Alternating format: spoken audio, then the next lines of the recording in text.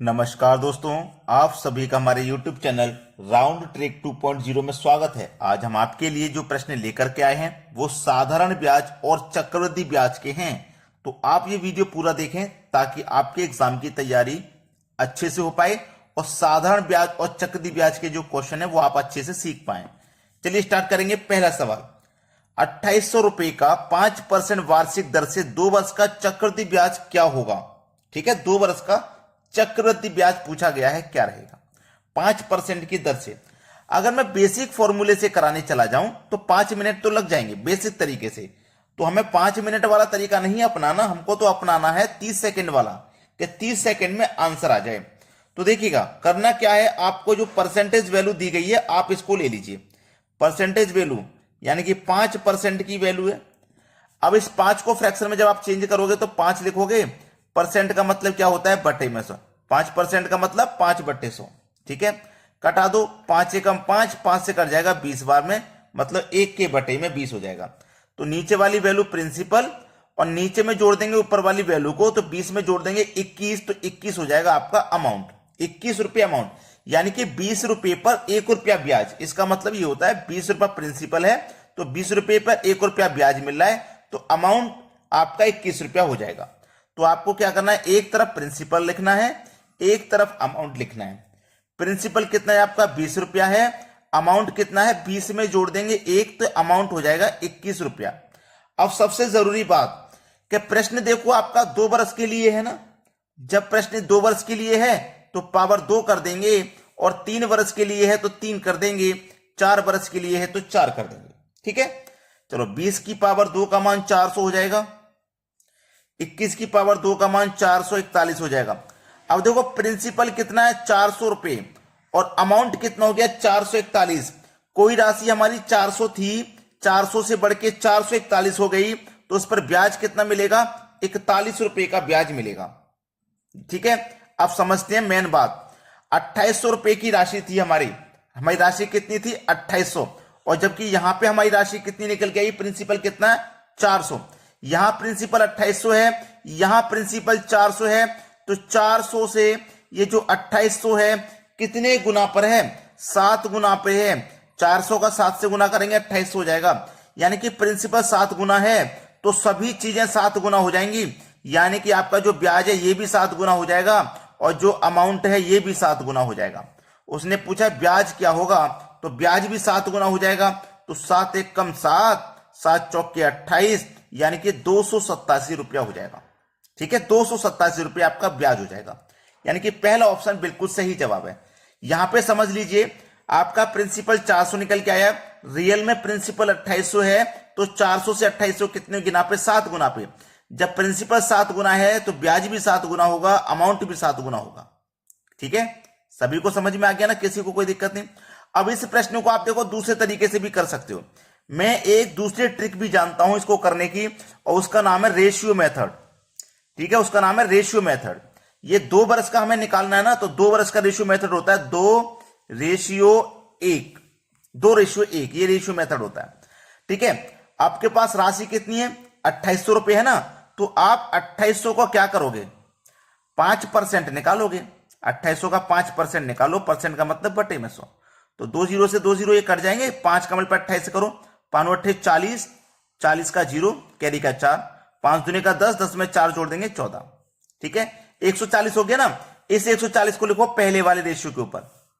ठीक है, अब 140 का क्या करेंगे, फिर से 5% निकालेंगे, परसेंट का मतलब बटे में 100। ठीक है, 0 से ये 0 कट गया, 5 एकम 5, 5 दूनी का 10 कट गया।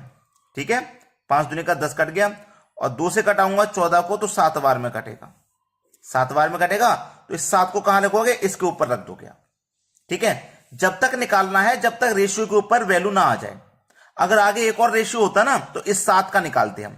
ठीक है, चलो 140 का मल्टीप्लाई करो 2 से, तो 14 दूनी 28, यानी कि 280 हो जाएगा। 7 का मल्टीप्लाई 1 से करो 7 हो जाएगा, दोनों को जोड़ दो, 280 में 7 जोड़ देंगे तो ये 287 हो जाएगा।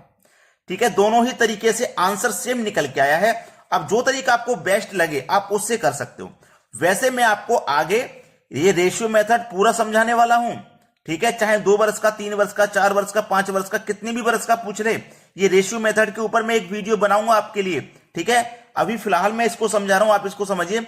ये पूरा वीडियो बनाऊंगा, पूरा समझाऊंगा इसको मैं आगे आने वाले समय में। ठीक है, ज्यादा समय नहीं लूंगा, 2-4 दिन का समय लूंगा, ये पूरा रेशियो मेथड समझाऊंगा, जिससे कि चक्रवृद्धि ब्याज आप आसानी से हल कर पाओ रेशियो मेथड से। चलिए अब देखते हैं अगला सवाल। अगला सवाल है, किसी धन पर 20% चक्रवृद्धि ब्याज की दर से 2 वर्ष में ब्याज 440 रुपए हो जाता है, तो वह मिश्र धन बताओ। मिश्र धन का मतलब अमाउंट पूछ रहा है।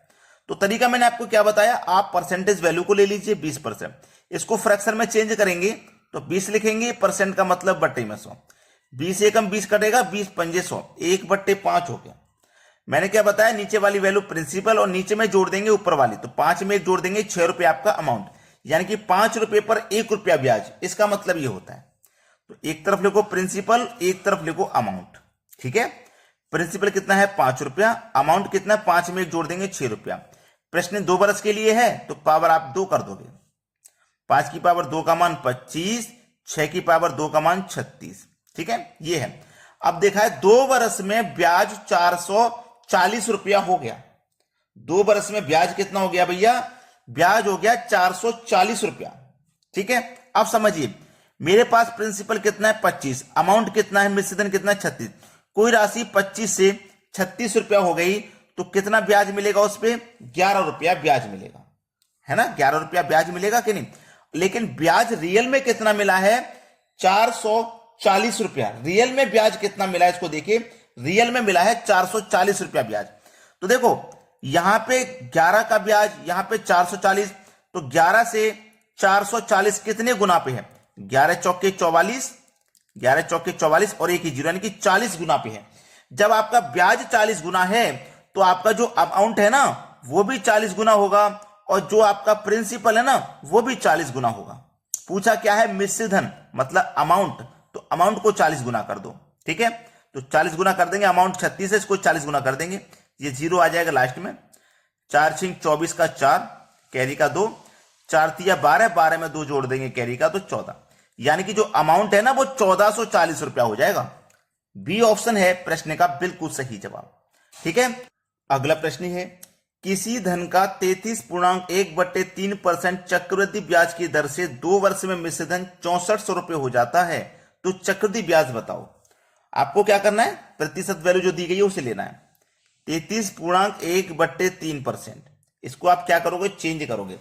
इसकी जो वैल्यू होती है ना 33.1/3% की जो वैल्यू होती है, फ्रैक्शन में जब आप चेंज करोगे तो वो होती है 1/3, और नीचे वाली वैल्यू प्रिंसिपल है, नीचे में ऊपर वाली जोड़ देंगे तो ये आपका अमाउंट हो जाएगा। 3 में 1 जोड़ देंगे, अमाउंट कितना, 4 रुपया हो जाएगा।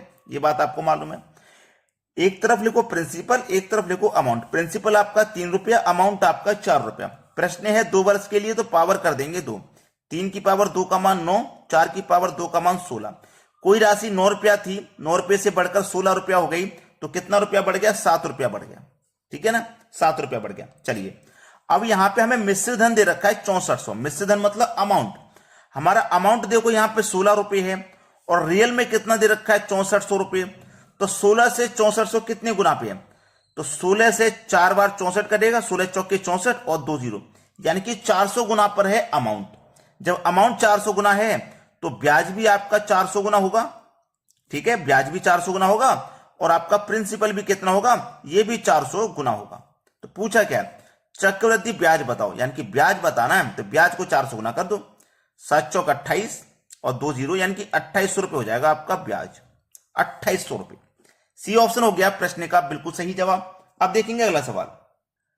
अगला प्रश्न है, यदि किसी निश्चित धन का 3 वर्ष में 10% की दर से चक्रवृद्धि ब्याज 993 रुपये है, तो साधारण ब्याज क्या होगा।